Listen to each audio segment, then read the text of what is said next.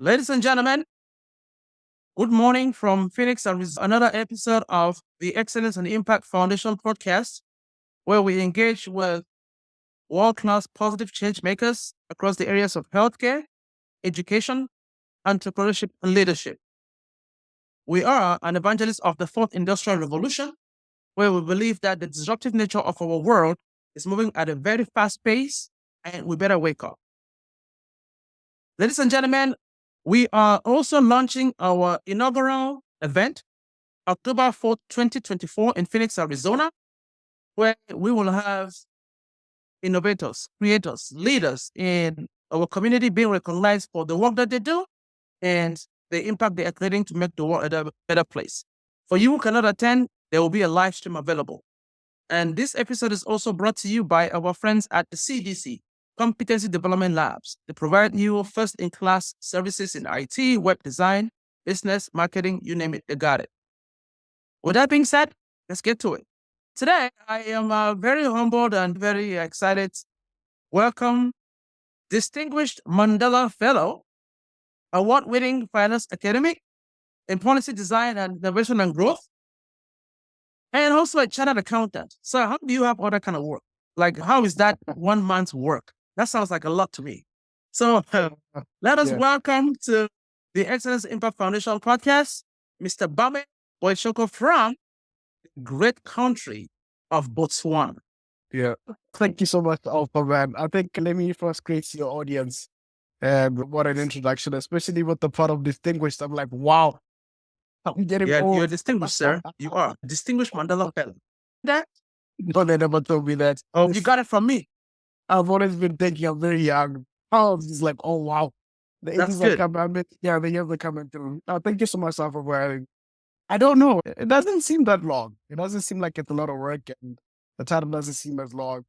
What I usually tell people is that it's all within one value chain. So if you do academia and you teach on certain topics and subjects and you're an expert in that, you can pretty much do anything within that line, either consult, either write, either advocate, whatever that's within the lines, because it's not the same thing as teaching and going to dig a trench after teach. And those are two different things.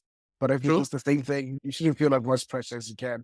Not to say that there's not too much work, but you generally have to just understand that it's just within the value chain. That is very correct.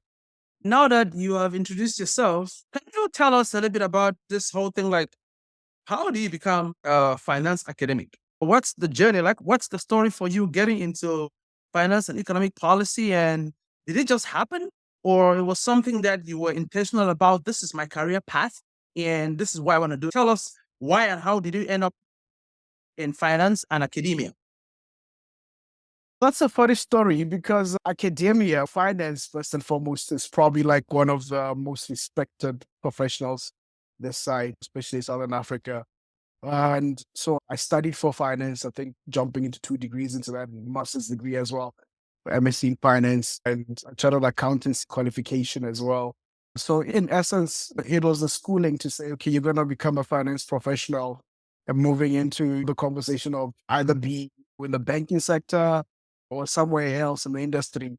And then academia came through, funny enough, as a call on a Sunday, 11 a.m. And I was in a shop buying headsets and I got a call that I should come for an interview for an academia post. Super surprised as well because I don't remember applying for such a job. And I was like, let me see what's going on. Jumped into the interview, got a call 3 months later, was given the post. And it's just been academia throughout, of course, with juggling between finance and academia, and then now branching out into research. So that's the journey. So it's been 4 years of that. Yeah. When you are offered a job, it means you are very good. You know that, right? Most people apply for jobs, right? There's a job out there and a lot of people go apply for it. But if you just sit and somebody calls you and says, hey, we want you to come apply for this, it means that they have taken a look at you from distance. And it just means that your body of work up until that time has been compelling. So that speaks to your work ethic. That speaks to the kind of person you are, that they just say, hey, you want to come try this? So that's good. Yeah. So no wonder you are a Mandela Fellow, because it takes a lot to get there, right? Yeah, it takes a lot of love and passion for what you do. Yeah. It's not like we're different in any way, any of the fellows, any of the alumni, Marco's alumni, then the next cohort that will be fellows. We just genuinely love what we do and are really passionate about what we do. And one thing again that you can pick up from everybody, all the alumni that I've interacted with, is we've got a love for our people and our culture, our nations, our continent. We've got so much love for that. When we want to make it better, people literally cry whenever they talk about the problems we're having and how they're trying to solve it. And it's just the love you can see, the passion that comes in that. So it doesn't make us Yeah. in any way different. Yeah. It doesn't make us any way extraordinary. But just a couple of young Africans who just feel like, you know what, I am bothered by this particular problem in my community, and I'm going to try to solve it. And if it's either you're with me or without me, but we're still going to do this thing. Yeah. So you said you are not special, and I'm going to disagree with that. And I'll tell you why. You have to be special in the fact that you decide and you are intentional about putting in work. Not everybody wants to put in the work. A lot of people want to have it the easy way. You sacrifice a lot of time. You take the road least traveled, which is really putting in the work. Because I know the Mandela Fellowship is not a piece of cake. I know a lot of very accomplished young people who have not been able to make it. Right. And so they have different metrics based on your region and what they're looking for. But by and large, I want to tell you right now, it is for the cream of the crop. That is a Right. fact. So I know you're a very modest young man. You don't want to carry your shoulders Yeah. up. I get No, that. I That's don't. good. But I also like you to accept that you work hard. And when you do work hard, you get rewarded for it. Right. No, That's I what the do want Mandela that. Fellowship. Yeah. I'll Oh, take yeah. that. I'll take that. Oh, yes, you do. And so the fellowship is to elevate those who already on the up and come. Yeah. That's what it does. So it Right. gives you more tools to go out there and create a bigger impact. So Yeah. you are really good, my friend, and you can own it. Thank you so much, Saf. Now, No, absolutely. I Yeah, I like think the now thing. yeah, the reason why I prefer to be humble and modest is because, I'm afraid of one thing called complacency. You start thinking that you're that good. I like it. You're on the level. You're the I top like it. shot. Mindset. So Yeah, yep, you keep growing. Yeah. Yeah, I love it. So you keep on exploring it. So speaking of Mandela Fellowship, it takes a lot of work. It takes a lot of time. I'm sure the application process is grueling. You have to go. I have helped a few fellows in Africa to review their essays as they're getting ready. Nigeria, Cameroon, Ghana. There's a few. If that I try and help them streamline, it's not easy. And think about you have a full-time job. Sometimes you have a nonprofit or you're running something on the side. You have a family, and then you have to do this, right? I do believe a lot of times that it is the journey that changes you, not the destination. Like a lot of times, a lot of people are so focused on end goal. And as I have grown in my career, interacting with a lot of very successful people who have done a lot of good things, I have come to understand that it's the journey that's more important than even the goal, right? It is what you become along the way to getting there that changes you. Right. I'd like to get your perspectives on this whole journey from applying for the fellowship, getting here. You were here for 6 weeks in Arizona, and now you're back home. So, what has changed about you, and what did you gain from this fellowship? Or what is different about you right now, in other words? Funny enough, I think I would prefer to be an anomaly in terms of the application process because I applied for the fellowship on the last day. I sacrificed an entire morning just to finish off the application process and went with class. I know there's a few other fellows who did that on the last day. Some of them had technical glitches or they faced glitches. Thankfully, the Department of State, IRX, was able to extend a little bit because they closed at 5 p.m. Yes. Central African time. I was done by 12 p.m. Central African time. So that's when the application process came through. And I got the email for interview to say that I have progressed to the next step. I think I was driving from my parents' place, which is about 50 kilometers away from where I stay, the city. And I took a pit stop to go through my emails just for some habit. I love to go through emails. I feel like the most important source of information has to come through the email. I was checking and then this email comes and it's very secretive. I'm like, is this like a spam? Mm-hmm. Because you have to access code. So I was like, Yeah. okay, I'll do that when I get home. on my laptop because I know I've got a really nice firewall on my laptop. So I went there, did that, and then was given a code to access. And then there, boom, the email was like, "No, you're invited for an interview on the 18th of Jan." Super, super happy about that. I called the person who had been encouraging me to apply for years. And I called her. I was like, "Yo, dude, I just got this thing. Is it legit? Did you go through the same process?" Because she's a 2019 alumni. Did you go through Okay. the same process? And she said, "Yeah, man, congratulations. I knew you're making that type of thing." Next step was, okay, interviews, prep for the interviews. So the prepping of the interviews was trying to figure out the biggest question, which a lot of people still struggle with, including myself even now, is I applied for this thing. The time when I applied for it, I was applying from my heart. It wasn't a Yeah. technical thing. It was literally Yeah. about, if you look at my application from last, you can tell that I was taking jabs at certain policies and all those sorts. And I was giving references to policies. It was basically based on my work and based on what I've done and what I intend to do. So I'm like, you know what? I'm going to go into this interview as myself. I'm going to speak on myself because the first question on the interview, whether you like it or not, is always tell us about yourself. You got to define who you are. I had to figure out, again, who am I? This is who I am, and this is what I intend to do. And this is why I need to do what I need to do. This is why I'm doing what I'm doing. This is why God has put me in this particular position. So I went into the interview just knowing for a fact that I'm going to go there, be myself. If they ask me any question which I cannot answer, I cannot answer. I don't have an answer. They're not going to ask me about the population of the United States, are they? I can't answer that. I'm generally just going to go and answer the questions that I can. If it works out, if it doesn't work out, it doesn't work out. And I came in, and in the interview, the first question was, "Tell us about yourself." So they were Yeah, very personal. Yeah. yeah, exactly who you are. Like, what really inspires you to do what you're doing? What Correct. inspires you to try to continue on what you're trying to do? And why is that you're trying to do what you're trying to do there? Because some of us who do things because we're really good at writing and really good at talking, you can sell ice to an Eskimo. Fire in Yes. hell. Yeah, yeah. Really, why would you want to sell ice to an Eskimo? Because it's possible. You can sell ice to an Eskimo. If you're really passionate about it, you can. So they're trying to figure out who you are Your in terms of that. purpose. Exactly. So I think we had a great conversation. They had an economist in there. We had nice conversation on policy, economic policies. Alan Smith was one of the economists, which we had great conversations around.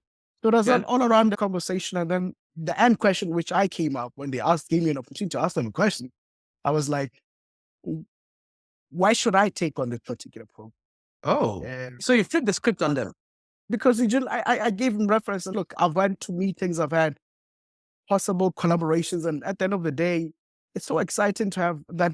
Maybe let's say, for instance, brands getting together and really trying to forge some kind of partnership and trying to take on an initiative.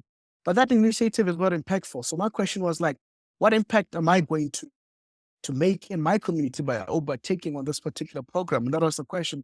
And I think that was the landing gear for them. I was like, okay, let's go for this guy. And then two months later, you get the email to say you're going to the States. And if you were 2 weeks later after that, you're told which university or which institution you're going to track you on. And then the logistic comes later on, probably like Yeah. a week or two before. Yeah. And then Wow. into Arizona, beautiful Yes. flights to America, landed in Jersey, and took 5 hours to Phoenix and Sky Harbor.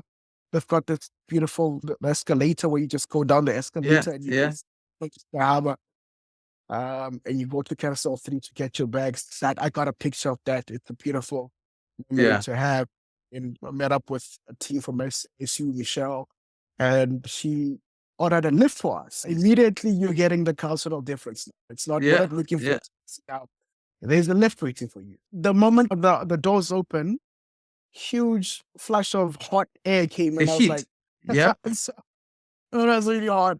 But then first day went through, it was easy introductions. And then second day, again, a little bit of introduction to the modules. And then we got hit with the reality that America's got this issue of homelessness and all the sorts. I think presented by the former country manager. I've sincerely forgot her name. Please, I hope that she forgives me for that. And then we started hitting the ground running from Wow. that point on. Yeah. That's good. So, speaking of policy, you've been recognized for your work in economic policy at a very young age in innovation and research work. Is there anything you can share with our viewers about some of your strategies that you may have developed or espoused that relate to economic impact and growth? I think that's a really good question. One thing that I've always been known for is I speak for the people. And when I speak for the people, I dive down not into the big corporates. I speak to the small businesses. And throughout the research that I've been doing with small businesses, SMEs, you get to branch out again into the other aspects, which is the informal sector. This is the daily lives of people. So, what strategy number one was to speak on tax, right? After COVID, we obviously countries are trying to recover. And there Yes. was a tool which was developed by the Ministry of Finance, and they dubbed it the ERTP, the Economic Transformation Plan. What they did is they went through and wanted to collect taxes from people in numerous ways, VAT, income tax, Mhm. type of thing, and levies as well on certain products. So in essence, I was young at that time, but I knew that if I don't understand something is a bit wrong. So I felt a bit itchy because I was like, this pen doesn't really make sense. Fast forward 2, 3 years later, my advocacy on text. And I had a radio show. I used to have a radio show Oh my goodness. last Okay. year. Yeah, I had a radio show last year. And when I left last year, one of the conversations was trying to understand the impact of VAT on people. So VAT is value added tax. value added tax. That means the Yeah. more you buy, the more you pay. Right? The more Correct. you consume, the more you pay. Let's use the word Yes. consumption. Yeah. The Like consumption that. there. It was increased to try to get more revenue from the people so that the onus of development was within the government. It wasn't within the people. Let's Oh. tackle people. So in my discovery, we realized that consumption, that people now could not afford to survive basic needs. And the consumption debt was significantly higher Oh. in preceding years than Okay. preceding years. And so people were borrowing to consume, they were not borrowing to invest. So then, in keep on talking about this, the biggest conversation was, I kid you not, inflation will go up. And the Yeah. inflation will not be reflective of the true market prices, plus the other gap would be people's perceptions or people's anticipation that prices will increase. And it went, it almost went crazy. It almost went to 20%. We anticipated it was going to go to 20% by World Bank. My perspective in that particular instance, my opinions were in a way making sense. And when the government reduced the VAT now, we started to see inflation rate going down. So one of the Okay. conversations for me was, let's reduce taxes on people. Let's reduce VATs on people. Let allow for economic activity to work around the economy and all the sorts. People will make money for you if you allow them to have money. Of course, you got to control the measures of inflation. And then Wow. another which I'm very proud of is 2022 discovered a very interesting gap and the most interesting ability within the informal sector, the small business sector, which is informal sector. These are not registered businesses. These are businesses which now have working outside of the grid. They're not within the grid, Mm-hmm. but the size of the market is significant. We can't measure it now because we don't Yeah. know transactions, but it's significant because it's everyday people. So you'd have Yes. a vendor who would sell, if you need gum right now, there's a vendor on the street who's got gum. So you buy from the vendor instead from a store like Fry's or Walmart. Mm-hmm. Discovered that they've got a flexibility advantage over big businesses because for them to change according to consumer needs. Structured so they are able to adapt and change and move location. Exactly. Even though I would say self-proclaimed, that only in a way I would say influenced the new policy, which was to invest in informal sector by the government of Botswana. Bertie told me that the basis of that particular policy was triggered by my article. And okay, I would take that. But I haven't been given credit for it. But I know for a fact that I think that what I hear you say is, first of all, you said that you speak for the people. Like, so you come from the people, you are with the people, and you speak for Right. the people. And you had a radio show, and you are blending the economic policy and research with the realities of the time. And do I hear some populism? Are you like a populist kind of a guy? Is that what I'm hearing? no, I am not. I do actually lead a very private life. No, the populist in terms of your views of the people. Yeah. I'm not going to say you'll be a politician. You seem to be for the people, right? Yes. That's what I'm saying. Like in terms of populism, like you are trying to do things that benefit the most people, right? Yes. Yeah. I do that. And it's just, I feel like I advocate a lot for people and I do a lot. A person, for example, would never say they do a lot for for people. True. I'm just doing what I'm supposed to do. Wow. And I think just one instance, I walked into a store and there was a mother with a child and you could see that they're struggling. The Yeah. question would be, what can I do to not see this image again? Mm. I was afraid to go offer to pay because it's a shameful thing to say, Sometimes, what yeah, did I ask for your assistance? Do you see me as a poor person? But you yeah, could tell that, no, if I could, I would. And I had a conversation with my therapist of that. You know what? I think it's very bad on the ground, guys. It's really bad on the ground. And as young people, I think I would advise you to just try to figure out what best can you do for your people. It's okay. not easy. The guys at the top, we don't know what's going on. You know, you Wow. I mean, what I'm hearing is somebody who is very consumed by the reality and right. the suffering from those Mhm. who are less Yeah, fortunate or those right, who don't have the resources to live. Most people can't afford the basics. That's what we're saying here right. in Africa. Yeah. So I Yeah. hear somebody who is all about serving people and trying to create solutions for those who are marginalized.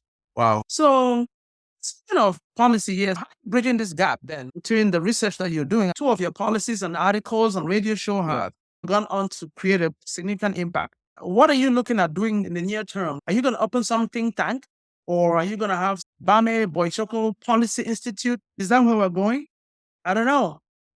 If dreams do come true, obviously, my think tank, but I had a lot of, but there are other aspects to it. What influence do you have in government? I think for me, what would be next would be to try to figure out a way in which we can partner with the government even more and really pick up the niche within Hmm. policy development. Just the niche. We don't Okay. need to go into the whole different policies, just within niche. And I really I'm interested in really aiding.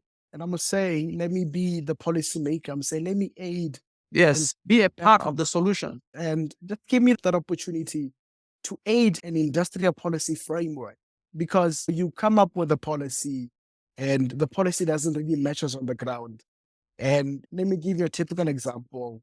Within my country, there's so much government spending to try to stimulate the economy, but funny enough, the GDP has grown by 0%, but government spending has gone up significantly.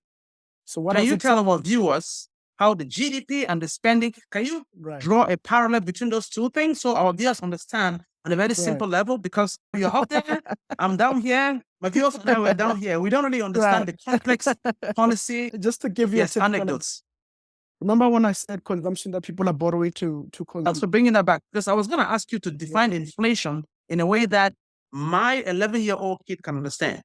yeah. So maybe you want to start there. What does inflation mean? And then we go back to this GDP and spend consumption thing. Inflation would actually be a reflection of prices in the market. So that's, and now inflation would be the percentage increase from yesterday's price to today's price. If you're going to buy commodities, let's use the basics. Maybe let's say if you buy bread today and tomorrow there's an increase, that increase, the percentage increase itself, maybe let's say a loaf of bread will be $2 and tomorrow is $2.20. That 20 cents is an increase. So what is the percentage increase? So that percentage increase is an inflation rate too. With the conversation of GDP, gross domestic product, is basically again within consumption, the product output and all the sorts. If we spend more, we're supposed to produce more, right? So it's about production and people have to spend more Oh, into that particular production. If investors were to come, let's say you're building a block of apartments, that particular block of apartments is going to create employment. And the people who are employed, the contractors in that particular construction of that particular building block, would get money at the end of the month and they would pay rent, they would buy food. So the more food that they buy, the more people who buy food, the more we produce. The more we produce, the more we need farmers, the more we need logistic guys, the whole entire value chain itself.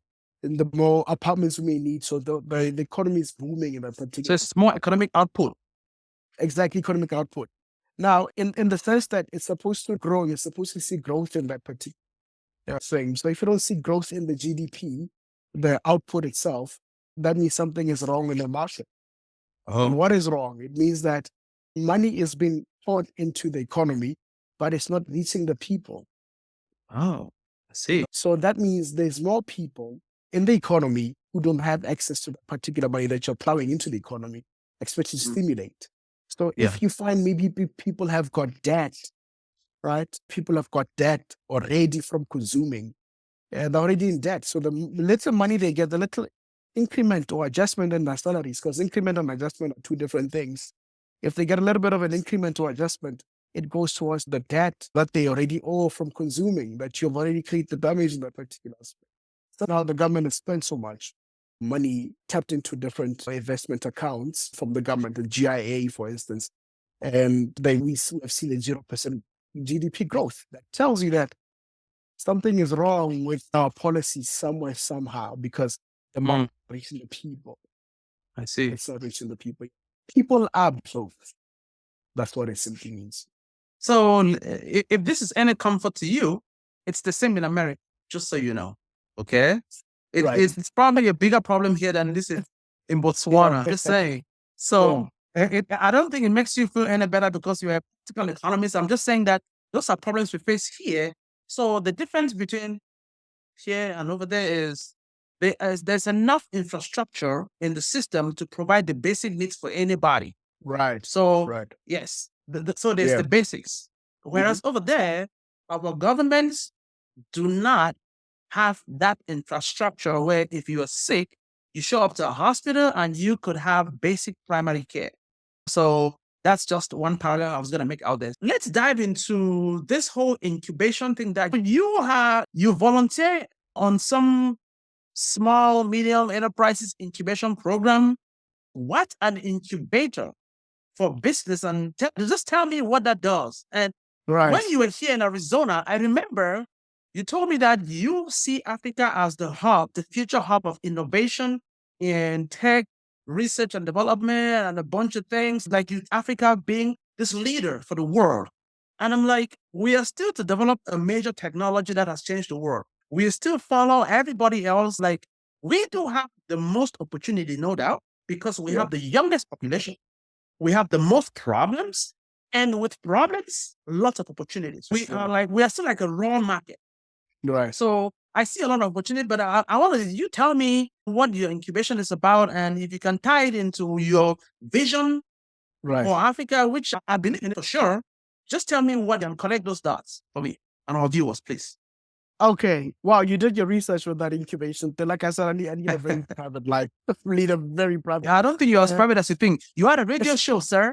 How do you have a radio show and you're private? I had a whole alias on radio. My name was never, my face was never even part of the show. Even my real name was never part of the show. Really? A different, But yeah. somehow Some people you made it to the Mandela Fellowship. Somehow you are now like yeah. you can't have it both ways. Like you can't have Yeah. the impact that you are creating and stay a private person. Right. Unfortunately, sorry. So just take Yeah. it and for the people. Consider being for the Right. people, and you got to be public for the people.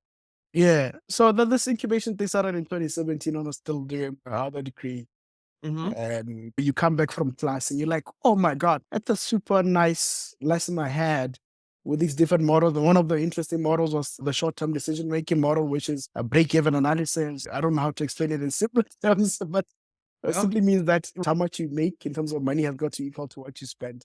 And so it's a point where you have zero profit in essence. 2017, a friend of mine, his mom was starting up a business, or she had a business. She had this idea of a business. I could not understand the business at that time, but I understood the dynamics of business management and the fundamentals of business management. So she had this idea. She wanted to really pursue this idea. And nobody understood what this idea was about. Even our own family, even my best friend never understood what his mom was about. Sometimes that's okay. Sometimes it's just stuck in your head. Yeah.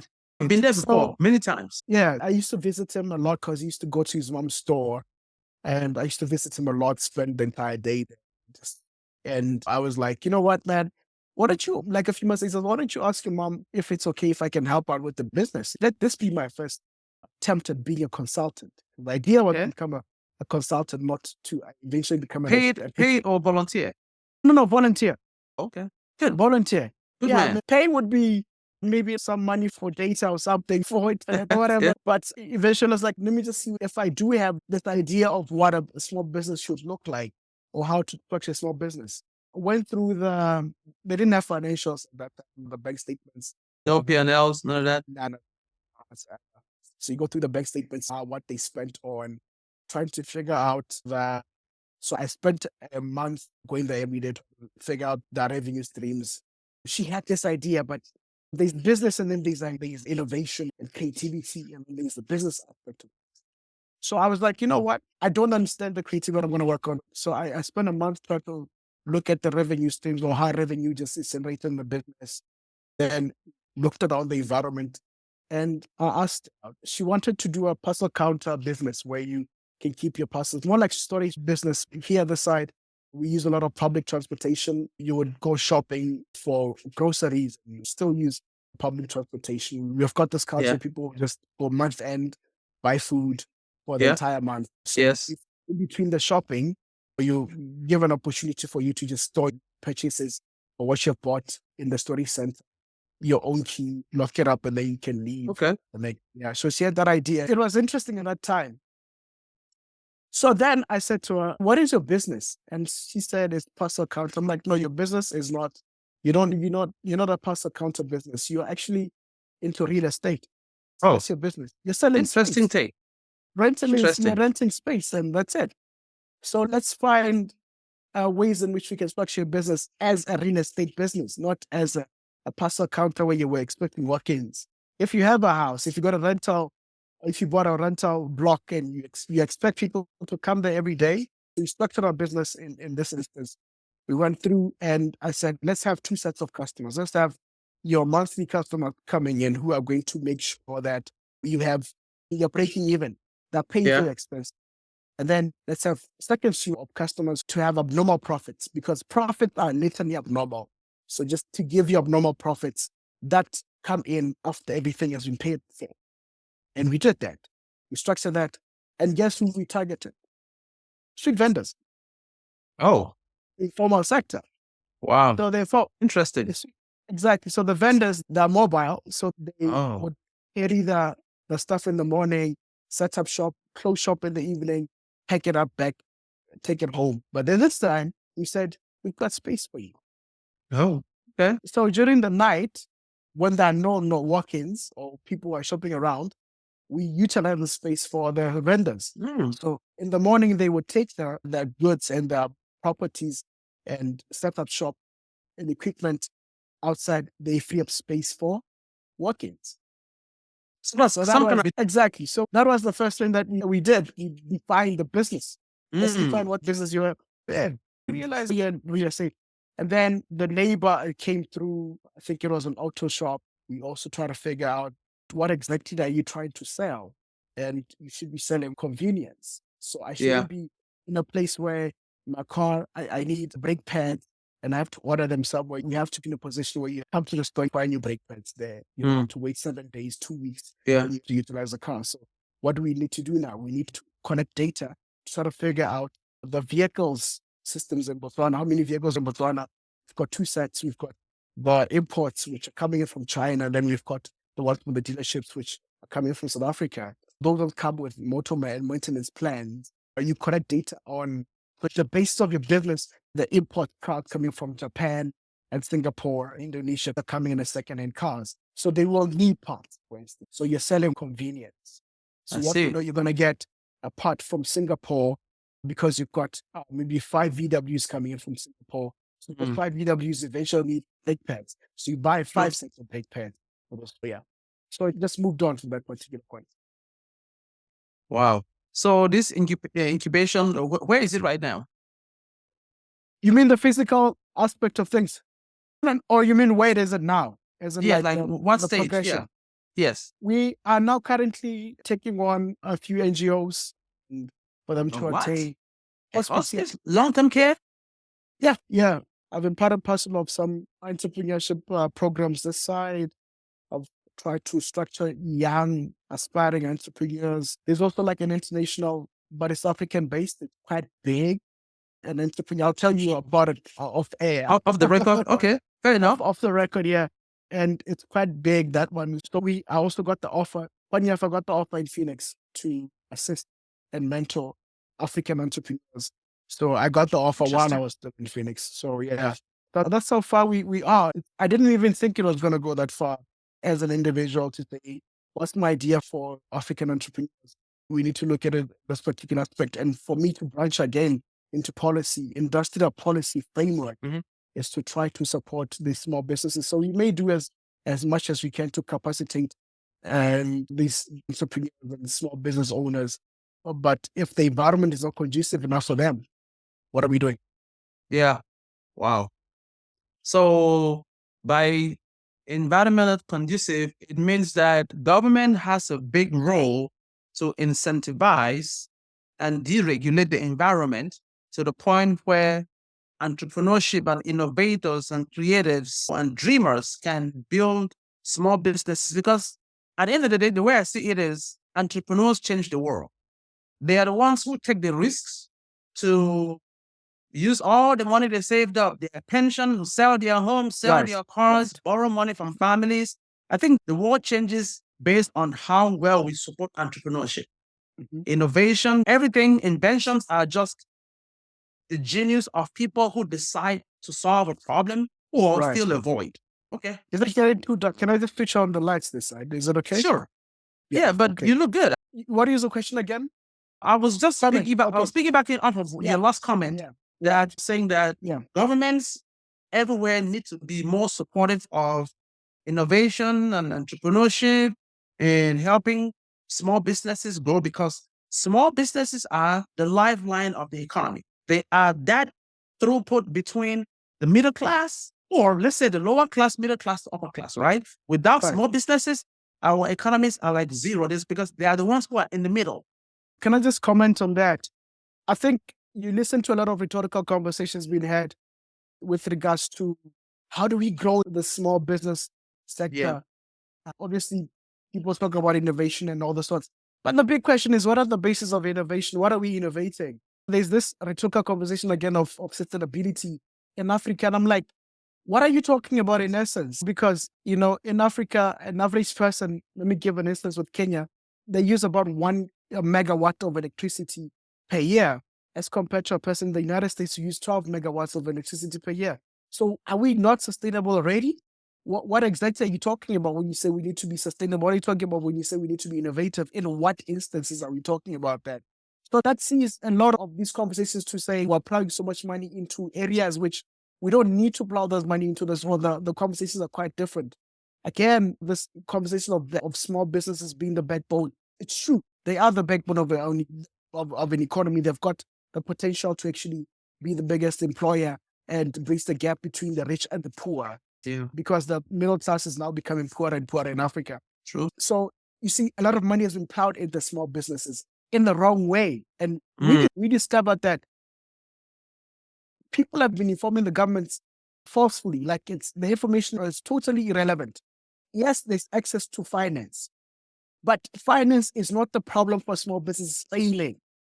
Oh, okay. Tell us more No, about that. because Okay. you invest so much money.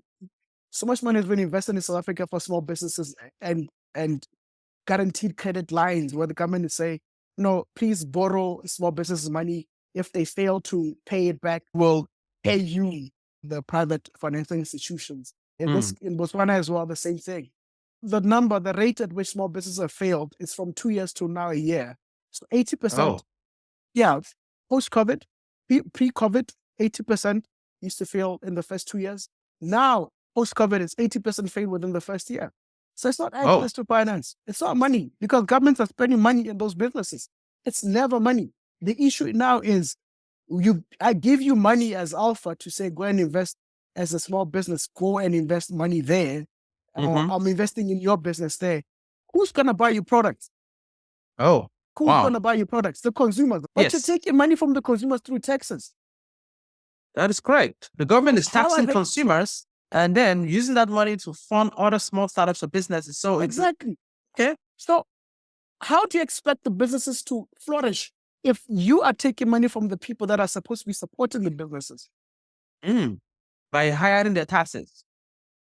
by increasing the taxes to ridiculous levels?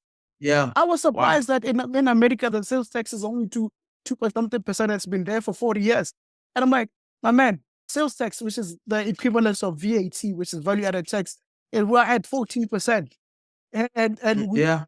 imagine that there was an increase about 10 years ago, and now there was another increase again 3 years ago.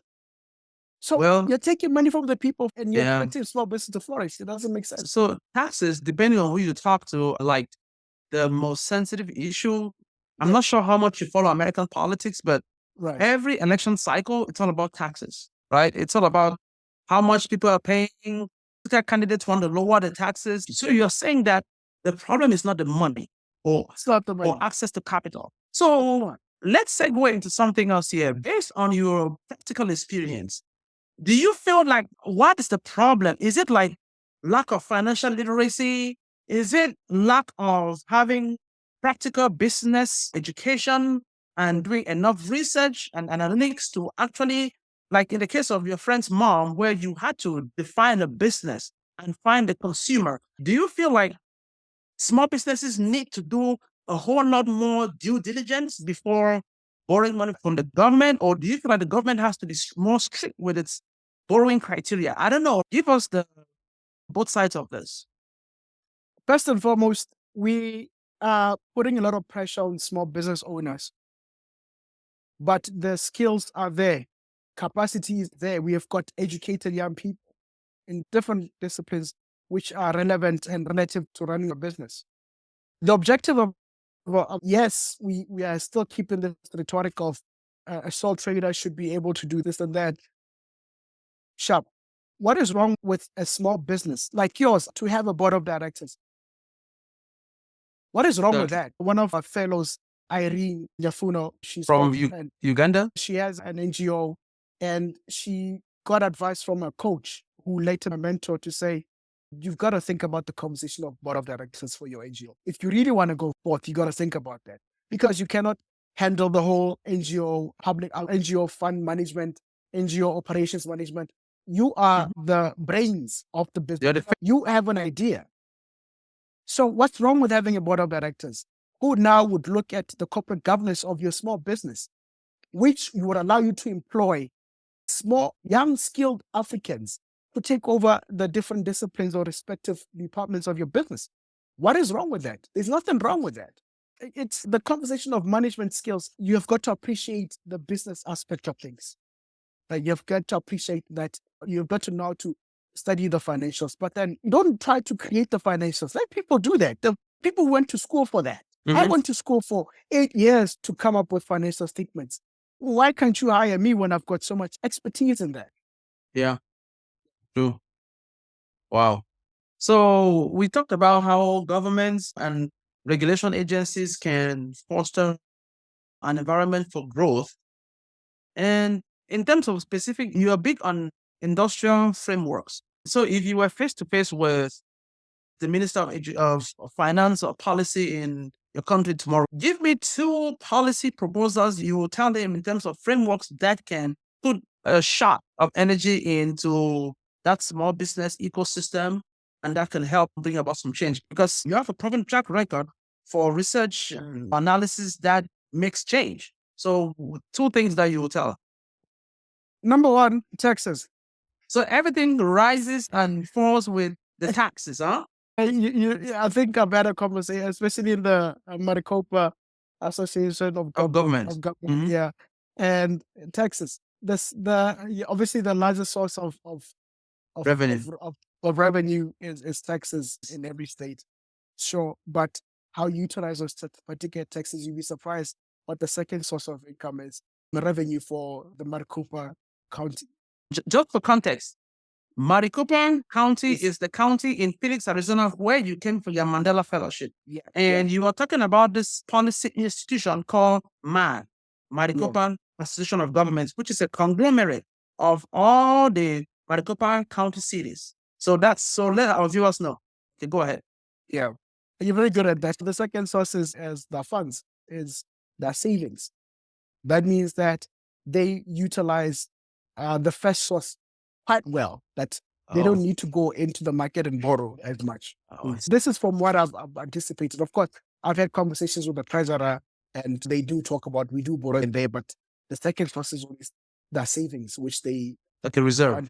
Yeah, like the reserves. But yeah, I think for me, like I said, think about the impact that you're making to the average Botswana, the average citizen of Botswana, to say you have to know the incremental impact of one increase or a certain unit of increasing in tax to the disposable income. Just know that if you can be able to identify that if I do increase taxes by 1%, what is the impact by Oh, I see. 1% on the disposable I see. income? If you can be able to do that, then you can say, no, we can play around with this and do that type of thing and play around with the fees and that type of thing. Maybe having an increase on sugary stuff. Why do you want to try to have a healthy population, but sugar is not really just the final product? Sugar in bread, the sugar in that. Yes. Number two would be policy on importation. I wrote a few papers on importation bans. It's like banning, okay. Banning the entire importation of certain products. To say, for instance, there was a importation ban on vegetables to say we're trying to develop local markets.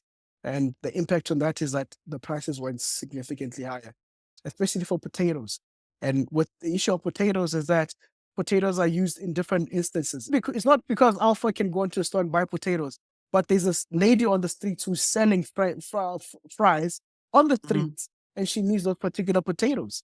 And then as Alpha, I need to buy those fries from her from the streets because I cannot afford lunch anymore because you're taking money from my disposable income and through taxes.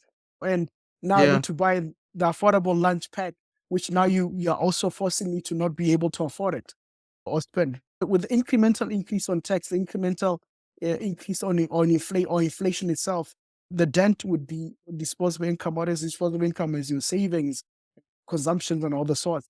So number one, after tax, at the moment I see that my sustainable consumption budget is now reducing, I'm going to tap into savings. I'm going to tap into savings. And after I've exhausted my savings allowance, I'm jumping into what next? Investments. And if after going into investments, that's the formula for disposable income. And then I'm going to tap into investments. So if I don't invest, that means the economy is not growing. I'm not getting any other capital gains. I'm not getting any cash flows. So what happens to the people there? See, and given our low quality of living in Africa, and just most people, I would dare say 95% of the population in Africa never thinks about saving or investments. Yeah, people are on basic subsistence. Yeah. They are just trying to make sure that they get through the day. Yes, paycheck to paycheck. Wow. So I heard you talk about banning trade in order to encourage or grow local markets. What do you think? What is the role of cross-continental trade, collaboration, economic development? And I personally think that Africa is just one giant village. That's just me. I just think that those barriers don't help. They hurt a lot. And you can make a case for both sides. I get it. What do you think? What's the benefit of some cross-continental, cross-border collaboration for economic development? When you talked about South Africa and how there's a whole political argument to make, which I don't want to get into, about how those policies failed and everything. Let's just stay on the economics because that's your expertise. And how can that help Botswana and neighboring countries and Africa in general? Can I turn out the lights? I feel like it's getting dark in here. Sure, go ahead. All right. Am I visible now? Yeah, oh yeah, you are. All right. Beautiful stuff. Okay, so just to comment on that particular conversation, I'm going to speak of it from two fronts. There was, before coming to Felix, there was this ideology that I had that I've always known of, and which is the conversation of comparative advantage, meaning that if Botswana needs pens and pencils, and then Namibia needs pens and pencils, what resources does Botswana have that could allow the production of either to be cheapest? I see. So they call it comparative advantage to say, no, if it's cheaper to produce pens in Botswana, Namibia should forgo producing pens and focus on producing pencils. And if it's cheaper to produce pens in Botswana, then Botswana should forgo producing pencils and produce pens. Then there'll be a market for pens in Namibia. There'll be a market for pencils in Botswana. Okay. Right? So that trade there, because it's cheaper to produce it in Botswana than in Namibia, That means the economies of scale are much cheaper. You can expand the business even further and employ Okay. more people and expand the value chain and all the sorts. That's the conversation altogether. And now that speaks on we should open up the borders. Now, Okay. here's another conversation that I had with Dr. Babarinde from Thunderbird. Femi Babarinde at Thunderbird. Yeah, from Okay. Thunderbird. In our conversations, stab at that. When we say trade in Africa, what are we trading? If I'm trading on consumer, on maybe in Botswana, we don't produce bananas. Maybe in Uganda, they produce bananas. And in Botswana, we say we produce apples. What's the real value in that trade? It's Okay. because we're both producing products which are going to consume. Yeah. We call these consumable products, perishable products, Yep. right? These particular products now will be affected by global shocks. Meaning Mm-hmm. that there'll come a point where importing bananas from Uganda will be expensive due to the fact that fuel prices have gone up. Oh. Then the Okay. government of Botswana would say, then if it's too expensive, let's start producing our own bananas. We're going to go in the back and forth because we are now producing products which are dependent or which are vulnerable to global shocks or the global market. Now, Okay. if we're to have a conversation on to say, Botswana produces watches, South Mm-hmm. Africa produces phones. Yeah. Those particular products are not commodities. They don't, the production of them, they're not perishable. That True. means if becoming too expensive for importation of watches by South Africa, Botswana can simply say, it's fine, it's okay, we'll keep these watches, but you will need a watch, but we'll keep them at this particular price. South Africa will have to come up with another way of saying, let's find ways in which you can try to import them and come up with a new agreement altogether. There is value adding, right? There's So we call those durable goods. Is that what you call those? So, yes, value addition goods. So this entire watch itself, exporting it to South Africa, will be expensive. Botswana would therefore say, okay, fine, if it's too expensive, we'll keep the watches. But then we've got what? We've got the bands. So you can now, instead of importing the entire watch, you can import the bands. Just the bands. You can import the rim itself. You can import this particular thing that I don't know what you call it, the buckle. You can import the buckle on its own. Component production, component exportation. So You're giving me a class in high-level economics. I love it. So up until we are able to come up with industries that are value adding, that will allow us to say, if there are global shocks, the watch produced can simply say, instead of me giving you this entire watch, let me sell you the bands. Why do you look for a different market? If the South African market is now becoming fragile to this particular thing of prices are increasing, the inflation of it. So now I can sell the bands to South Africa. South Africa will make their own watch to that side. I'll sell you the bands and I still look for a different market. Cash flow. Wow. Okay. Man, I have a very peripheral understanding of economics, and you are a professional in that arena, and you are opening my horizon in a lot of ways now. And I'm just thinking, it's not as simple as some of us lay people think it is, because that's you spend your days researching, studying, applying, teaching this stuff. So wow. So it's not very easy for us to just write up our politicians and our policymakers because there's a lot to think about, a whole lot. That's what I'm saying. I'm not trying to make policy. I'm just saying, give me the pushing to aid in it. And I'll tell you, for expand the value chain. This again now feeds into the conversation of climate change. So if I'm producing papaya and I know that there's going to, and I'm given maybe weather. What is papaya? Like papaya? Yeah. Some people call it papaya. Yeah. Yeah. So in that particular instance, I can simply try to figure out ways in which I can say, I have to harvest this thing before it's ripe. When it's still raw, I can harvest it and then I can now process it in a different way instead of it selling it as a pulp of food. Because now the value chain has expanded. We have created value-adding industries. We're not saying we've created consumers, people, industries just consume. I'm seeing the passion. You could talk about this stuff in your sleep, I can tell. You're so passionate. And you mentioned climate change. I have a real-life example of climate change. You want to see it? See my hairline? That's climate change right there. Yeah. Nah, man, that's the Phoenix heat. Our place Yes, is sir. hot.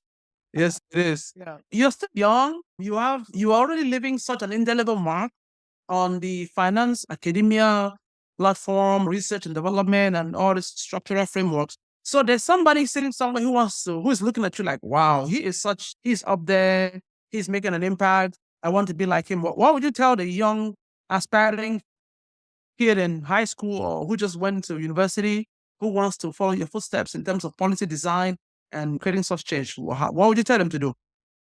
Follow your heart. Just know why you're doing what you're doing. I've got a few motivational stuff here for me that I've written up for Oh, myself here. is that part of the book? When is the book coming out? The book is coming out soon. Good. This is just stuff which I wrote some Okay. years ago when I was starting out in academia. Just a few from sticky notes, things like delay the party, don't live your dreams in Wonderland. So just Oh, truly understand where you're going and why you're okay. doing what you're doing. Follow your heart, man. Follow your Okay. heart. I say to people, DJ Black Coffee. I don't know if you know about DJ Black Coffee. Who is that? He's probably Drinking black coffee, so I'm supposed to know him because I drink my coffee black. Look, probably the best DJ in the world currently, man. DJ Black Coffee. and South Africa. DJ Black Coffee. Yeah.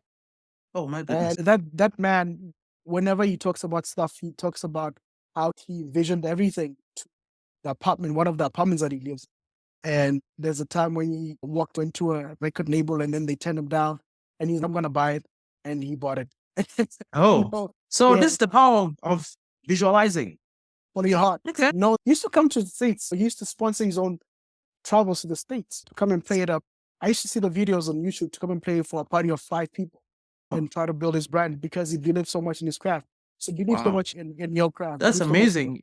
I love it. I love that motivational angle there. A very wise person has said, if you can hold it long enough in your head, you hold it in your hand. Whatever you can visualize will materialize. So I guess DJ Black Coffee was able to visualize himself and it materialized. So that's a good one to advise people to stick with their dreams. Again, talking of young people following their dreams and young entrepreneurs, especially those from marginalized backgrounds in Africa, which is most of them, get the support they need to scale businesses and be part of the economic growth, which you seem to think that Africa is on the precipice of exploding. What can they do? Because they don't have connections, they don't have money. They probably don't even have money to pay to go to private schools. What can they do? YouTube? Is that your answer? I don't use YouTube, so I don't know as much about that. Can I say this from a spiritual perspective? I'm happy you bring that because you mentioned God earlier and I was going to tap on it. So maybe you want to tell us about what your faith means to you. I think some of your viewers would like to hear what role does faith play in life? And yeah, please, you can put the two together. I think I'll just speak on it like this. I'll say yours will come to you. Okay. Again, it has to go back to your passion, what you love, and who you are, and what you want to do, and why you want to do what you want to do. Sure, people want to drive Bentleys, but then I think if you really want to scale up your skills, you have to understand why you're doing what you're doing. So if you're doing what you're doing for a Bentley, you will upskill your skills. I don't know if that happens. Some people say it happens when you come up and say, I'm going to manifest this. I'm going to drive a Bentley and I'm going to do this. Then it happens. But for me, it's always been, my advice is understand and know why you're doing what you're doing. Understand the weight of your cross and go with it. So what's yours will come to you. Yeah, the whole manifesting thing, you could manifest all you want. If you take no action, you'll be stuck in the same Right. place. So Exactly. Right. everything is about tangible action, making the moves, connecting with the right communities, seeking out the right mentors, reading the right books, just feeding your mind the right stuff. Because Right. you can literally stay here all day and just manifest and manifest like a Buddhist monk. That's all Right. they do. They sit and pray for thousands of years Yeah. and nothing much happens. Yeah. So you have to actually get out there and get your feet wet and try Right. to make Yeah. things happen. Yeah. Wow. Yeah. That's amazing. What's next for you? What do the next 5-10 years hold for you? What are we expecting from Mr. Bame? Are you going to be a professor? I don't know. You should already be one. But what's the next 5-10 years? Academia and research, analysis. Are you going to start a movie, another radio show? Or what? I had, well, this conversation came up on Saturday. I was speaking at an event on Saturday. And I said, what's next for me? I'm going to get a sleeve tattoo. A what? A sleeve tattoo. Oh, really? Good for you. Okay, what's that going to say? It's just a design, mostly about music and stuff like that.